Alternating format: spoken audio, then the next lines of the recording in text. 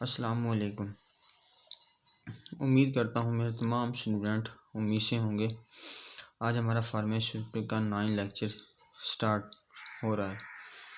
आज हम 9 लेक्चर में स्टडी करेंगे बफ़र क्या होता है, बफ़र की थ्योरी के रिलेटेड पढ़ेंगे, उनकी एग्जांपल हैं, बफ़र कैसे काम करता है, आइसोटोनिक, हाइपरटोनिक, यानी कंप्लीट इनके बारे में स्टडी करेंगे।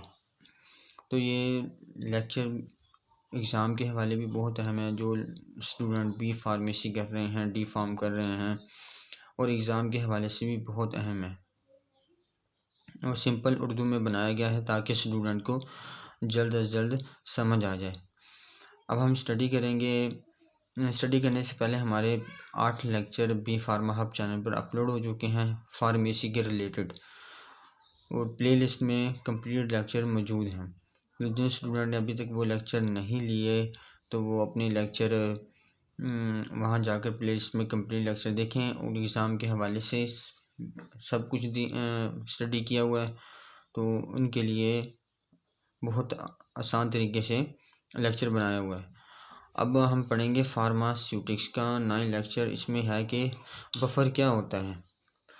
बफ़र एक ऐसा महलूल होता है जो अपना पीएच तकरीबन मुश्किल रखता है, चाहे इसमें थोड़ी मिकदार में तेज़ाब या बेस शामिल की जाए। यानी बफ़र महलूल पीएच को कंट्रोल करता है और अचानक तब्दीली से बचाता है। पीएच में जो तब्दीली होती है, रंगों में किया जाता है, वो रंग चेंज हो जाते हैं और बफ़र इनको कंट्रोल करता है। इसके बाद हमारे पास है बफ़र की थ्योरी। बफ़र की थ्योरी क्या है। बफ़र आमतौर पर 2 अज्जा पर मुश्तमिल होता है। कमज़ोर तेज़ाब प्लस इसका जो सोडियम है, नमक पर मुश्तमिल होता है। मिसाल के तौर पर एसिटिक एसिड प्लस सोडियम एसिनेट, कमज़ोर असास प्लस सोडियम।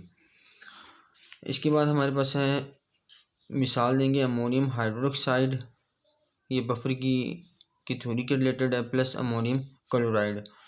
बफ़र कैसे काम करता है। अगर महलूल में तेज़ाब शामिल करें, नमक इसमें अगर महलूल में तेज़ाब शामिल करें, नमक इसे ख़त्म कर देता है।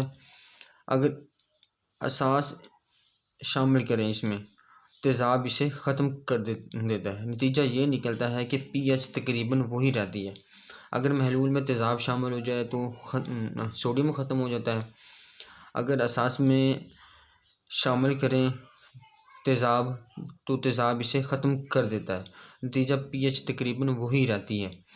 सादा डायग्राम के हम ज़रिए समझेंगे कि बफ़र महलूल में है तो कमज़ोर तेज़ाब प्लस सोडियम, इन दोनों का कम्बिनेशन होगा। कमज़ोर तेज़ाब है प्लस सोडियम है। कमज़ोर तेज़ाब में तेज़ाब है, नमक में एसास है। तेज़ाब जब महलूल में दाखिल होता है तो ख़त्म हो जाता है, और एसास और जब ख़त्म हो जाता है तो वो भी ख़त्म हो जाता है। यानी पीएच तकरीबन इनके बराबर ही रहती हैं। अहम बफ़र महलूल क्या हैं। Acetate buffer. एसीटेट बफ़र क्या होता है। एसीटेट ये एक वीक एसिड होता है। सोडियम एसीटेट ये साल्ट होता है। इनका फार्मूला दिया गया है CH3COOH plus CH3COONA। Acetic acid sodium acetate. ये काम कैसे करता है। अगर हम इसमें तेज़ाब H प्लस डालें, हाइड्रोजन सोडियम एसीटेट से इसे अब्जॉर्ब कर लेता है, यानी जज़्ब कर लेता है। अगर हम बेस में OH डालें तो एसिटिक एसिड इसे न्यूट्रल कर देता है। नतीजा तकरीबन पीएच सेम ही रहती है। इस्तेमाल होते हैं इसके लेबॉर्ट्री में और दवाओं की मेडिसिन की तैयारी में। इसके बाद हमारे पास आ जाता है फास्फेट बफ़र। फास्फेट बफ़र क्या होता है। वीक एसिड इसमें शामिल करेंगे और इसमें साल्ट शामिल होता है। ये सबसे फास्फेट बफ़र जो होता है, ये सबसे ज़्यादा इस्तेमाल होने वाला बफ़र है, क्योंकि ये जिस्म के करीब पीएच मेंटेन करता है। पीएच रेंज क्या होती है, 7.4 से लेकर 6.8 तक होती है।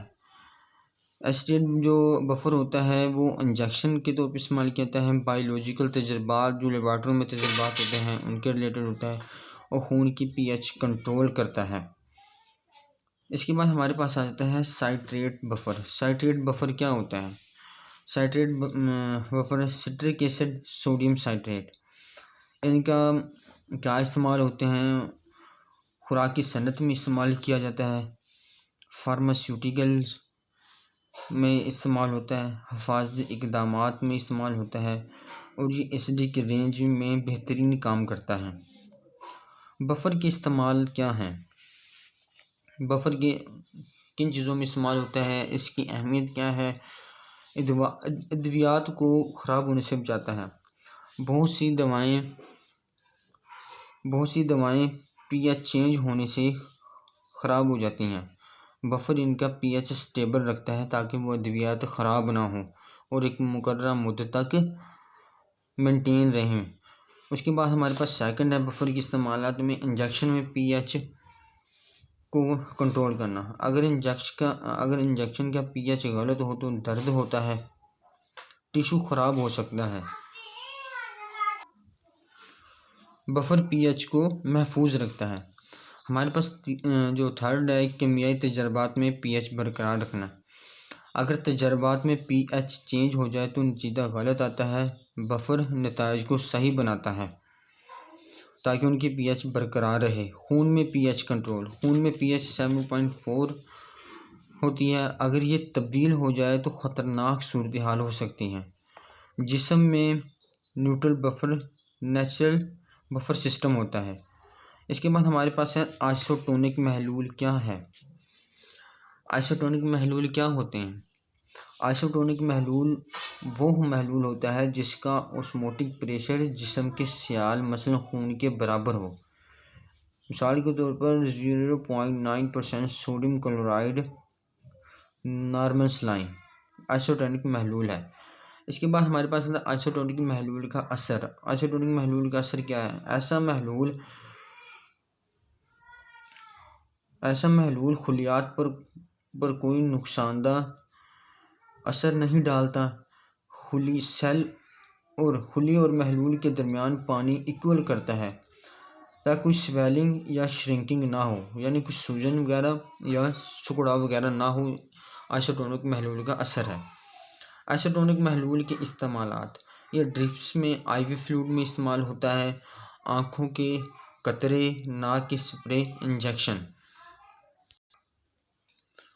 खून के साथ मुताबिक रखने वाले अवामिल। वजह, अगर महलूल आइसोटोनिक ना हो तो खुलियात को नुकसान हो सकता है, जलन और तकलीफ़ हो सकती है। इसके बाद हमारे पास है हाइपोटोनिक महलूल। हाइपोटोनिक महलूल क्या होता है? हाइपरटोनिक महलूल वो होता है जिसमें नमकियात की मिकदार कम होती है, यानी इसका ऑस्मोटिक प्रेशर खुलिये से कम होता है। हाइपोटोनिक सेल पर क्या असरात होते हैं? पानी खुलिया के अंदर दाखिल होता है, खुलिया फूल जाता है, पानी ज़्यादा होने पर खुलिया फट सकता है। इसके बाद हाइपरटोनिक महलूल वो होता है जिसमें नमकियात की मिकदार ज़्यादा होती है, यानी इसका ऑस्मोटिक प्रेशर खुलिये से ज़्यादा होता है। सेल पर असरात। हाइपोटोनिक जो महलूल है वो सेल पर क्या असरात रखता है? पानी खुलिये से बाहर निकलता है, खुलिया सिकुड़ जाता है, यानी जब पानी ज़्यादा होगा खुलिया जो सेल होगा वह स्वेलिंग करेगा और फट जाएगा, और जैसे ही पानी निकल जाएगा तो वो खुलिया सिकुड़ जाता है। तो आज हमारा ये जो 10-15 मिनट का जो लेक्चर है जो हमने बनाया है, तो उसमें हमने बफ़र के रिलेटेड पढ़ा है कि बफ़र क्या है। उसके बाद हाइपरटोनिक के रिलेटेड पढ़ा है, बफ़र की थ्योरी के रिलेटेड पढ़ा है। इंशाल्लाह आपको ये लेक्चर समझ आ जाएगा।